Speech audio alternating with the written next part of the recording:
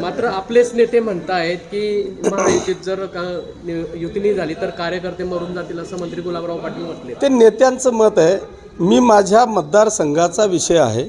मी माझ्या मतदारसंघात युती करणार नाही. माझ्या मतदारसंघात पाचोरा भडगाव मतदारसंघात शिवसेना सर्वच्या सर्व स्थानिक स्वराज्य संस्थांवर अकेला चलोरे आहे.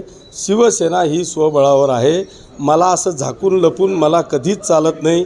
बघू, करू, युती, विचारविनिमय करू, ह्या विचारांचा मी अजिबात नाही. माझं जे असतं ते सगळं ओपन असतं.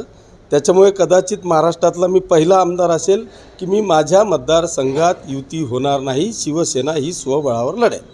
आप्पासाहेब, आपल्या परिवारातनं स्थानिक स्वराज्य निवडणुकीसाठी उमेदवार आहेत कोणी? निश्चितपणे एक महिला राखीव म्हणून नगरपालिकेमध्ये ती जागा निघालेली आहे. भडगाव नगरपालिकेत एसटी महिला निघालेली आहे. मी भडगाव नगरपालिकेची जी एसटी महिला जागा आहे ती मी घोषित केलेली आहे. रेखा प्रदीप मालचे म्हणून त्यांची मी उमेदवारी जाहीर केलेली आहे. पण पाचोरा नगरपालिकेचा विषय मी कार्यकर्त्यांवर सोडला आहे. अर्ध्या कार्यकर्त्यांचं म्हणणं आहे की माझ्या मुलीला द्यावं, अर्ध्यांचं म्हणणं आहे की माझ्या पत्नीला द्यावं.